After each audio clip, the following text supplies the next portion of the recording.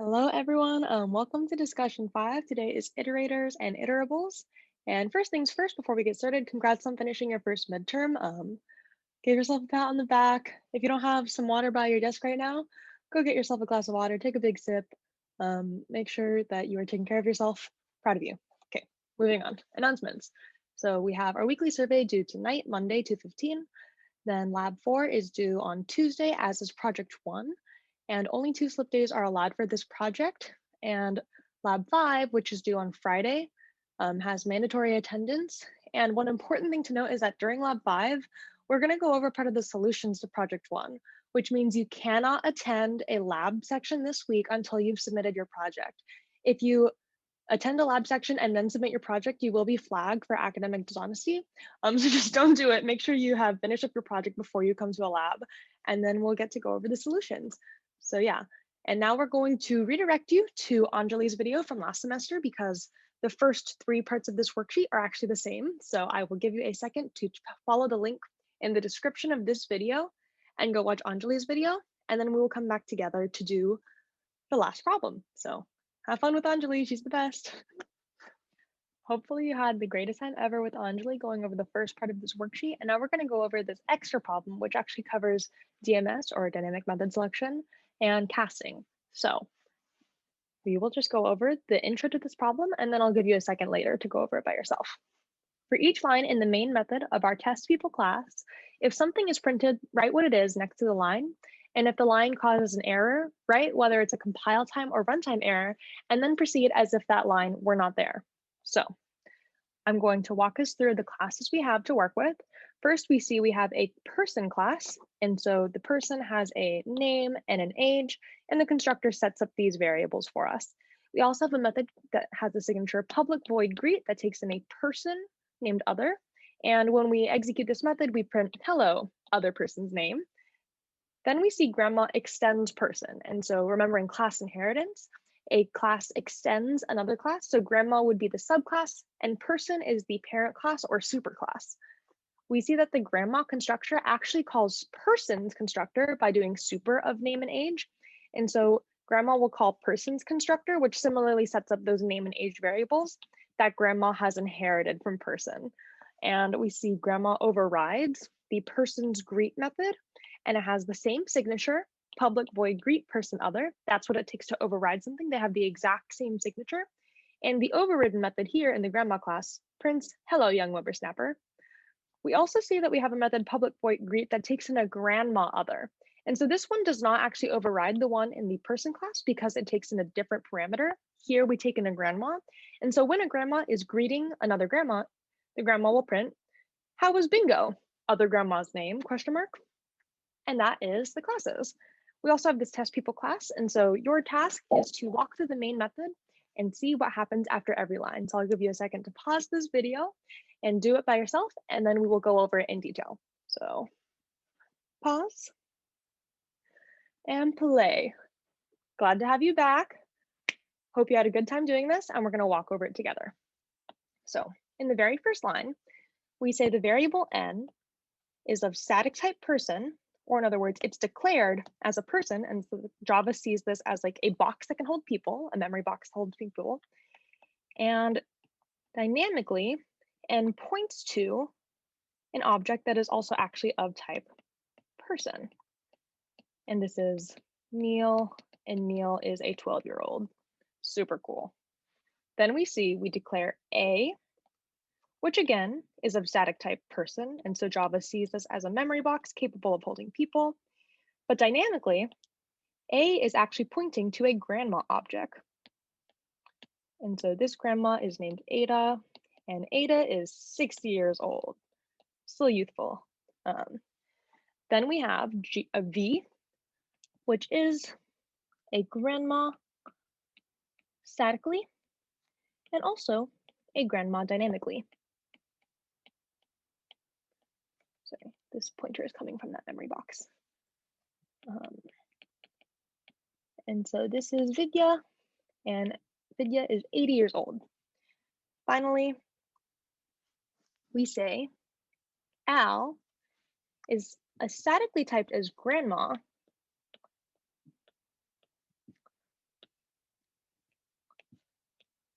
but we try to say dynamically typed as a person. So now I want to go over these last 4 lines and take a moment to pause and really think about if all of these are okay. First, we say N is statically typed as a person and dynamically a person. That totally makes sense. We know that a memory box capable of holding people or persons can hold a person. Then we say A is a person, and A is actually dynamically holding a grandma. And so the compiler looks at this line and goes, okay, a grandma is a person, right? So this memory box that can hold person objects can also hold a grandma because a grandma is a person. Then we say V is a grandma, dynamically also a grandma. And so the compiler again says a memory box that can hold grandmas can definitely hold a grandma. Finally, on this line, we say Al is a grandma, and we want to instantiate this to be a person instance. And so the compiler knows that we have a memory box that can hold grandmas, and we're trying to shove a person in there. And so the compiler goes, my magical grandma box only holds grandmas, and you're giving me a person. I don't know if this person's really a grandma. They could be a 12-year-old, they could be a grandpa, they could be anything else. And so the compiler will say, this line is not okay. I have a grandma variable, and you cannot set it to a person because a person is not a grandma. A grandma is a grandma. A grandma is a person. But a person is not necessarily a grandma. I'm a person and I'm not a grandma, as far as I know. And so the compiler will get mad at this line. And this is a compiler error. And so the important thing in general to remember is that if you have a variable of static type X, we'll see. Sorry, maybe that's confusing. And you declare it to be Y, this is only going to work if Y is an X. And so that's our rule of thumb. So that line does not compile, and we will just act like it never happened. So very sorry, Alex. You never got to exist as a grandma. Next, we say n.greet of A. And so this is a method call. And at compile time, the compiler will look at the static type of n and make sure that whatever n static type is really does have a greet method that takes in whatever the static type of A is, which is a person. So n is statically typed as a person, and A is statically typed as a person. This means we're going to look in the person class for a method called greet that takes in another person. So we go up to the person class, and we see, yep, there is a method called greet that takes in another person. And so at compile time, we go ahead and mark this, we save it or like put it in our back pocket. And then at runtime, we're going to go to the dynamic type of n, which is also person. And we're going to go and look for that little method we saved earlier. At compile time, we wrote down the signature. You're looking for person, public void, greet, person other. And then at runtime, we go and look for that. We say, oh, yep, we found it right here. Here is this method the compiler told us we're going to execute. And so at runtime, we end up executing this because n is dynamically a person. And this is where we look and we find that method. And so this will print hello, other person's name, and here other person is Ada.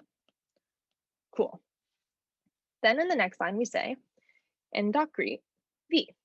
And so again, we're going to go look at the static type of n, which is person, and then we're going to look at the static type of v, which is grandma. And so now we know we're looking for a method in the person class, because n is a person, that takes in a grandma object.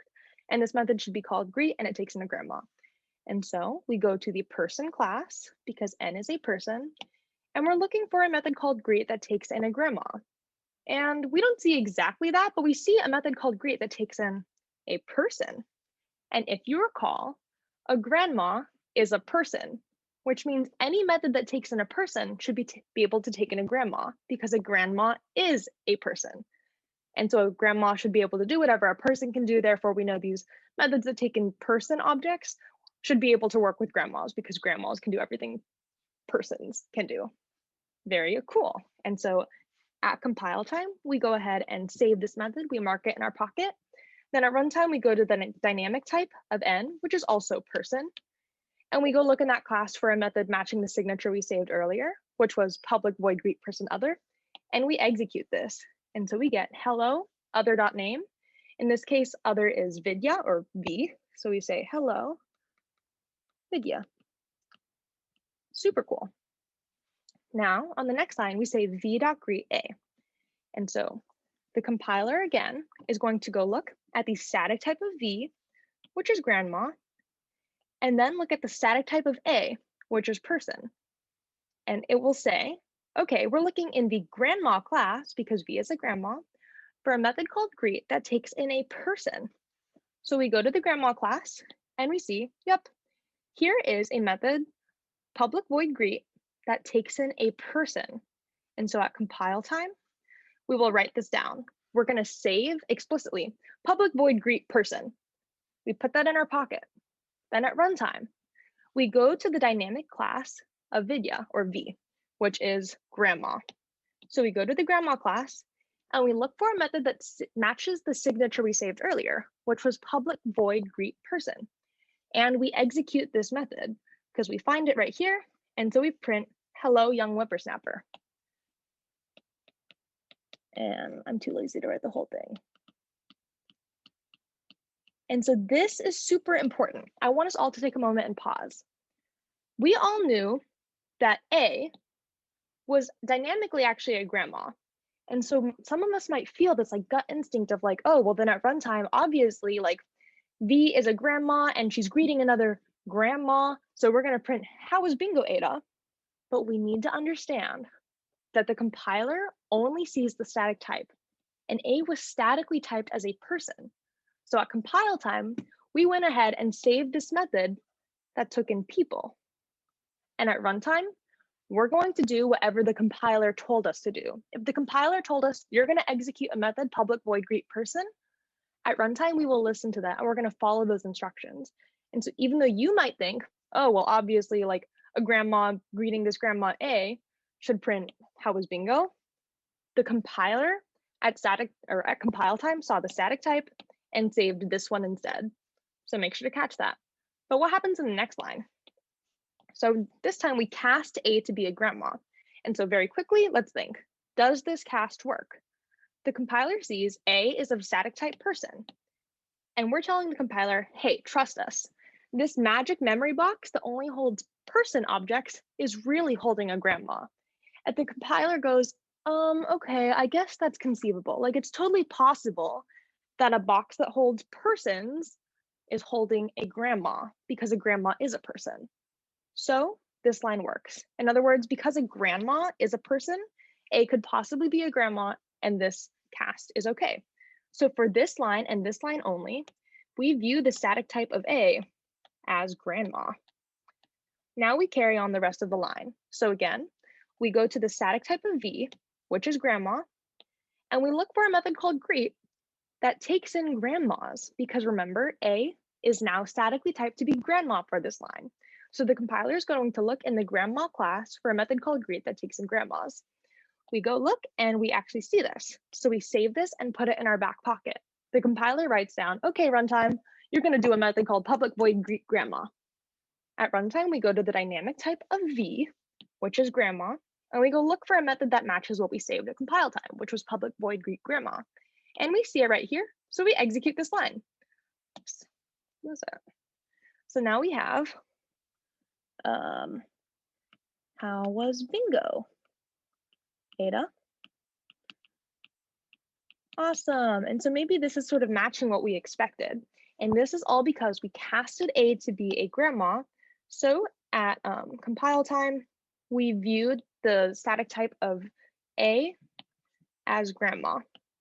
And now the sign has ended, so the cast only affected that one line, and the static type of A is back to being viewed as grandma. Then we look at this line. We say A.greet of N. And so we are going to the grandma class, the static type of, A.greet of N. And so we look at A, and we look at its static type, which is person.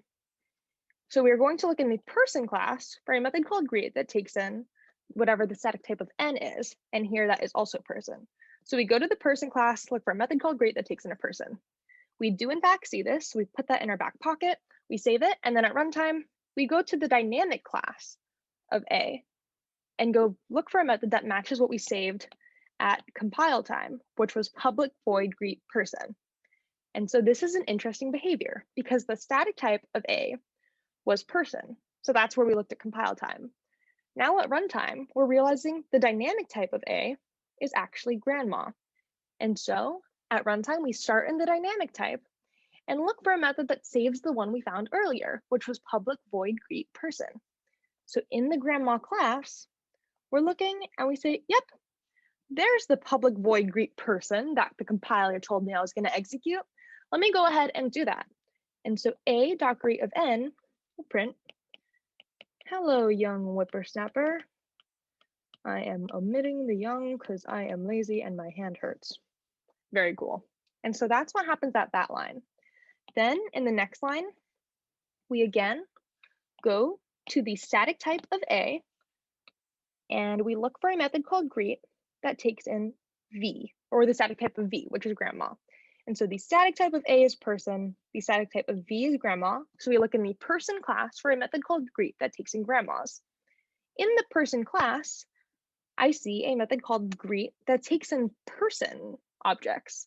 And a grandma is a person, so this is okay. In other words, the compiler goes, yeah, we have a greet method that can take in people. It's right here. And so we save it, we put that in our back pocket, and this is okay because a grandma is a person, and so this method can take in grandmas. Then at runtime, we go to the dynamic class, or the dynamic type of A, which is actually grandma, and we go look for a method that matches what we saved at compile time, which was public void greet person. And so we go look here, and we see public void greet person. And that is the method we execute because the compiler told us on this line, you're going to execute a method that's like public void greet person. And we find this. So we say, hello, young whippersnapper.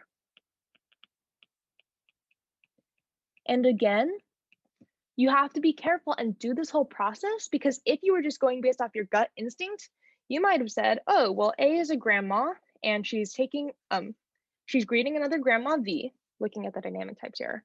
And so therefore, this method would print, how was bingo, Vidya? When that's not what happens, because remember, the static type of A was person. And so we went in the person class and saved this method, which means at runtime, we did this. So be super careful about this. Don't trust your gut instinct. It could lend you, it could end you up in spooky situations. And by spooky, I mean printing the wrong thing. So on the next line, we cast A to be a grandma, and then we call it greet.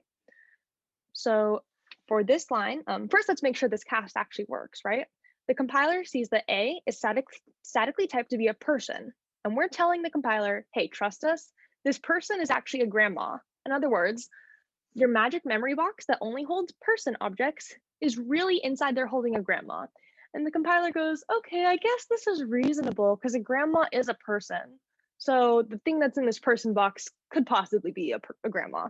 And so this cast is okay. And now we go look at the rest of the method, treating the static type of A for this line only to be grandma. And we look in the grandma class for a method called greet that takes in the static type of V, which is also grandma. So we're looking in the grandma class for a method called greet that takes in grandmas, and we see that. We put that in our back pocket. Then at runtime, we go and we say, first of all, this cast was okay, right? Because we weren't lying. We told the compiler that this was a grandma, that this person was a grandma, and it really is a grandma. Then we actually execute that method. So we're going to look in the dynamic type of A for a method that matches the one we saved at compile time, which was public void greet grandma. And indeed, we see it. And so we execute this line and say, how was bingo? Vidya? Sorry, my handwriting is atrocious right now. Okay, very cool. On to the last line of this problem, and then we're all done. So we are going to try to cast N to be a grandma. And so really quick, let's think, does this cast work at compile time? Well, the compiler sees that the static type of N is person. And we're telling the compiler, hey, trust us, this person is really a grandma. And this is reasonable because a grandma is a person. So whatever this person-shaped box could definitely have a grandma in it. We don't know that for sure, but the compiler will go, okay, I guess that's reasonable. And the cast goes through. Then we go to the static type of n, which for this line is grandma. And we look for a method called greet that takes in the static type of v, which is also a grandma because v is statically typed as grandma. And so we go, yep, grandma class has a method called greet that takes in grandmas. It saves that. Then at runtime, whenever we do a cast on a line, at runtime, we go check and make sure that cast was really valid, that we didn't lie. And here we see that n was really a person, but we try to lie and say, oh, n's a grandma, when that is not true. A person is not a grandma. Again, I'm a person, I'm not a grandma. In general, we can't say that all people are grandmas. And so this was a lying cast. We got in big doo-doo for it. We're liars. And so this is a runtime error. Runtime, and I forgot to write it down, but this was a compile time, if we recall. And so that is this whole method. And the main method has executed. This is what we end up printing and seeing. And that is the whole problem. So I hope you enjoyed this worksheet and make sure to take care of yourself, eat something yummy today, tell someone you love them, and have a good day.